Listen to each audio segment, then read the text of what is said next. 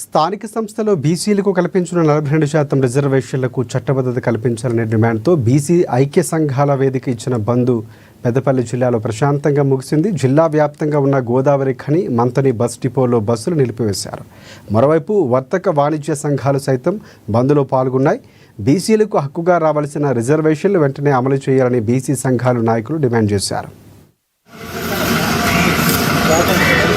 రాహుల్ గాంధీ మాట్లాడినటువంటి మాటలు ఎవరు ఎంత ఉంటే వారికంత అని. రేవంత్ రెడ్డి కామారెడ్డిలో బీసీ డిక్లరేషన్ పేరిట ఈరోజు ఈ దేశంలో రాష్ట్రంలో అధిక సంఖ్యలో ఉన్నటువంటి బీసీలకి 42% రిజర్వేషన్ కల్పిస్తామని చెప్పి ఆనాడు కామారెడ్డిలో బీసీ డిక్లరేషన్ చేస్తూ ఇవాళ ఆ మాటల్ని మర్చి ఇవాళ బీసీల దగ్గర దొంగ నాటకాలు ఆడుతూ ఇవాళ బీసీలని మోసం చేస్తున్నటువంటి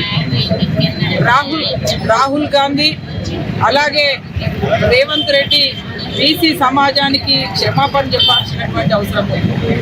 ఇవాళ బీసీ జేఏసీ ఏదైతే రాష్ట్ర బంద్ను పిలుపునిచ్చిందో ఈ పిలుపు లోపల భారతీయ జనతా పార్టీ ఇవాళ పూర్తిగా మద్దతిస్తూ ఇవాళ ముఖ్యంగా రామగుండం పారిశ్రామిక ప్రాంతంలో ఇప్పటికే వ్యాపార వర్తక వాణిజ్య వ్యాపారస్తులందరినీ కూడా కోరడం జరిగింది, ప్రజలందరినీ కూడా కోరడం జరిగింది.